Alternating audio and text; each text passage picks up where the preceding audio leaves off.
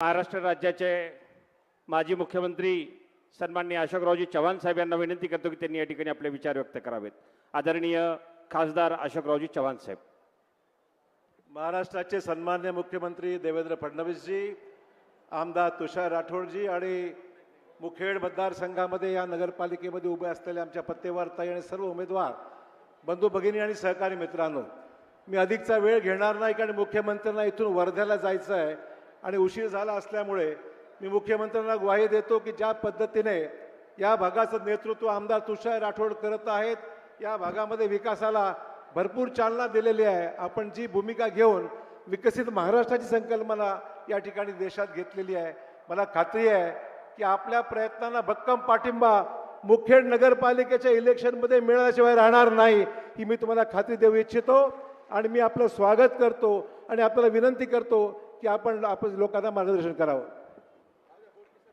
महाराष्ट्र राज्याचे कर्तबगार मुख्यमंत्री तथा आपल्या सर्वांचे लाडके देवाभाऊ आदरणीय देवेंद्रजी फडणवीस साहेब यांना विनंती करतो की त्यांनी या ठिकाणी सभेला संबोधित करावं।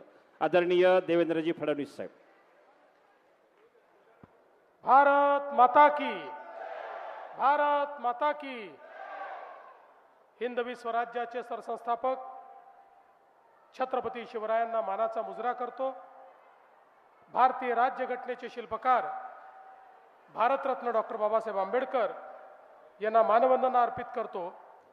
आणि आजच्या आपल्या या मुखेडच्या सभेमध्ये मंचावर उपस्थित असलेले महाराष्ट्राचे माजी मुख्यमंत्री आदरणीय अशोकराव चव्हाणजी, आपले लोकप्रिय आणि कर्तव्यदक्ष आमदार डॉक्टर तुषार राठोडजी, जितेश अंतापूरकरजी, या ठिकाणी मंचावर उपस्थित सर्व मान्यवर, आपल्या नगराध्यक्षपदाच्या उमेदवार श्रीमती विजयाताई पत्तेवार आणि उपस्थित सर्व माझ्या लाडक्या बहिणींनो आणि तितक्याच लाडक्या भावांनो,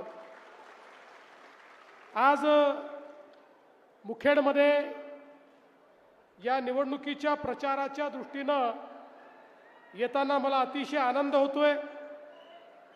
खरं म्हणजे एक ऐतिहासिक अशा प्रकारची नगरी आहे, 1200 वर्षाचा समृद्ध इतिहास या नगरीला लागलाय आणि दशरथेश्वराचा आशीर्वाद या नगरीच्या पाठीशी आहे।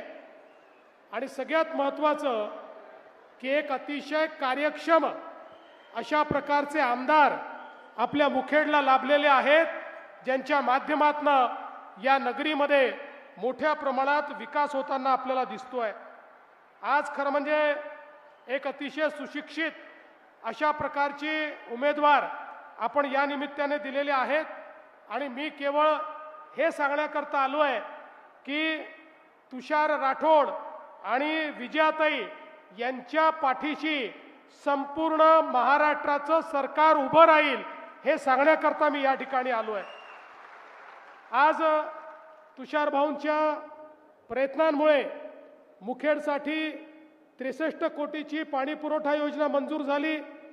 पुढच्या 3 महिन्यामध्ये या योजनेचं काम पूर्ण होईल आणि आता भूमिगत गटार योजनेचा 108 कोटीचा प्रस्ताव आमच्याकडे प्रलंबित आहे।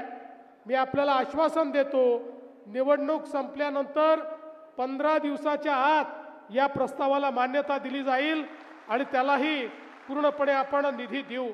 एवढंच नाही तर आता मुखेडच्या आसपास खूप वस्ती झाली आहे आणि या वस्तीमध्ये ती नगरपालिकेच्या हद्दीबाहेर असल्यामुळे पैसे देता येत नाही, सुखसोयी करता येत नाहीत आणि म्हणून मुखेडची हद्दवाढ करून या सगळ्या वस्त्या मुखेडमध्ये घेऊन हद्दवाढीचे पैसे त्या ठिकाणी देण्यात येतील आणि मोठ्या प्रमाणात ही कारवाई करण्यात येईल।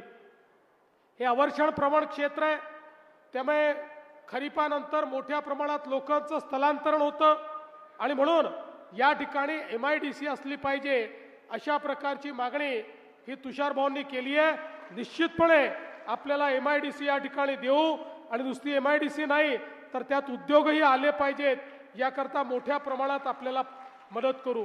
त्याचप्रमाणे आपल्या मुखेडकरता त्यांनी रुग्णालयाची देखील मागणी केली आहे, त्यालाही प्राधान्य देण्यात येईल आणि त्यासोबत रस्ते असतील, पाणी असेल, महत्त्वाच्या नागरी सुविधा असतील, या ठिकाणी सगळ्या गोष्टींकरता आपण मागच्याही काळामध्ये तुषार भाऊंच्या म्हणण्यावर जवळपास 140 कोटी रुपयाचा निधी या शहराला दिला आहे आणि पुढेही निधीची कमतरता आपण पडू देणार नाही. बोधन मुखेड लातूर रस्ता असेल, रेल्वे लाईन असेल, या संदर्भात आपली मागणी आहे. मी आपल्याला सांगतो 100% याचं सर्वेक्षण हे पूर्ण करण्यात येईल आणि या लाईन करता केंद्र सरकार 50% पैसे देईल आणि 50% पैसे राज्य सरकारच्या माध्यमातून या ठिकाणी उपलब्ध करून दिले जातील आणि हा प्रकल्प आपण अतिशय वेगाने पूर्ण करू. यासोबत कृषी उत्पन्न बाजार समितीलाही आता जागा कमी पडते आहे आणि म्हणून त्यालाही वाढीव जागेची मागणी आहे. निश्चितपणे कृषी उत्पन्न बाजार समितीलाही वाढीव जी जागा द्यायची आहे ती जागा आपण जी मागणी केलेली जागा आहे ती तात्काळ उपलब्ध करून देण्याचं काम हे महाराष्ट्र सरकारच्या वतीनं आपण त्या ठिकाणी करू. आपल्याला कल्पना आहे लेंडीसारखा प्रकल्प अनेक वर्ष थकला होता. तुषार राठोडांच्या पाठपुराव्यामुळे त्याचं मोठ्या प्रमाणात काम झालं, खूप मोठ्या प्रमाणात आपण निधी दिला, पण अजूनही विस्थापितांचे काही पैसे द्यायचे आहेत, त्याला प्राधान्य देण्यात येईल आणि मार्चच्या बजेटमध्ये त्या संदर्भात आपण सगळा निधी उपलब्ध करून या विस्थापितांचा जो प्रश्न आहे तो प्रश्न देखील सोडवण्याचं काम आपण या ठिकाणी करू. खरं म्हणजे मी अतिशय घाईने याकरता बोलतोय, मला वर्धेपर्यंत पोचायचं आहे, माझं हेलिकॉप्टर उडणार नाही, पण आपण एक लक्षात ठेवा, माझ्या खूप साऱ्या लाडक्या बहिणी या ठिकाणी बसल्या आहेत. आम्हाला ज्यावेळी 232 जागा मिळाल्या त्यावेळी लोक म्हणायचे की आता यांना इतक्या जागा मिळाल्या की आता हे भाजपवाले लाडकी बहीण योजना बंद करतील. आता 1 वर्ष झालं आम्ही योजना बंद केली नाही आणि जोपर्यंत तुमचा देवाभाऊ मुख्यमंत्री आहे ही योजना सुरूच राहील, ही योजना बंद होणार नाही. पण माझी विनंती तुषारभाऊ तुम्हाला आणि विजयाताई तुम्हाला आहे, आता माझ्या लाडक्या बहिणींना केवळ लाडक्या बहिणी ठेवू नका, आता माझ्या लाडक्या बहिणींना लखपती दिदी करा, कारण आपण आता लखपती दिदीचा कार्यक्रम सुरू केलेला आहे. आपल्या महाराष्ट्रामध्ये मोदीजींच्या नेतृत्वात गेल्या 1.5 वर्षामध्ये 50 लाख लाडक्या बहिणी या लखपती दिदी झाल्या आहेत. आता माझ्या मुखेडमधल्या ज्या लाडक्या बहिणी आहेत त्या तुम्हाला आशीर्वाद देणार आहेत, तुम्हाला निवडून देणार आहेत. त्यानंतर 1 वर्षांनी ज्यावेळेस मी येईल त्यावेळी सर्वात जास्त लखपती दिदी या मुखेडमध्ये असल्या पाहिजेत, अशा प्रकारची विनंती तुम्हाला करतो. खरं म्हणजे बंधू भगिनींनो, मी तुम्हाला एवढंच सांगण्याकरता आलो आहे, 20 तारखेला निवडणूक आहे. निवडणुकीमध्ये मागच्या वेळी लोक तर आपले, नगरसेवक तर आपले आले, पण थोड्या मतांनी नगराध्यक्ष आला नाही. त्यामुळे 5 वर्ष किती अडचणींचा सामना आपल्याला करावा लागला हे आपण बघितलं आहे. आणि म्हणून आता यावेळी चूक करायची नाही.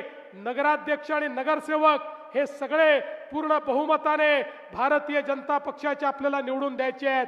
मी तुम्हाला एवढीच विनंती करतो, 20 तारखेला मतदान केंद्रावर जा, जिथे कमळ दिसेल त्याची बटन दाबा.